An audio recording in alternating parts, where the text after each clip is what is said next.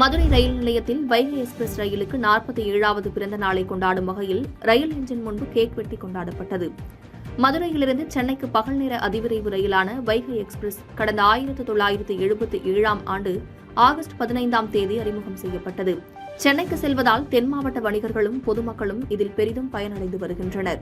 இதனைத் தொடர்ந்து வைகை எக்ஸ்பிரஸின் 47வது பிறந்தநாள் விழா மதுரை ரயில் நிலைய சந்திப்பின் 4வது நடைமேடையில் காலை ரயில் என்ஜின் முன்பாக ரயில் ஆர்வலர்கள் ஒன்றிணைந்து கேக் வெட்டி கொண்டாடினர். மேலும் வைகை எக்ஸ்பிரஸ் ரயிலில் பணிபுரிந்த மற்றும் பணிபுரிகின்ற தொழில்நுட்ப பணியாளர்களை, ரயில்வே ஊழியர்களை பாராட்டி நினைவு பரிசுகளும் வழங்கப்பட்டது. பாதகம் செய்பவரை கண்டால் நாம் பயங்கொள்ளலாகாது பாப்பா, மோதி மிதித்து விடு பாப்பா, அவர் முகத்தில் உமிழ்ந்து விடு பாப்பா. அண்மை செய்திகளை உடனுக்குடன் தெரிந்து கொள்ள இணைந்திருங்கள் இயம்நாடு தொலைக்காட்சியுடன்.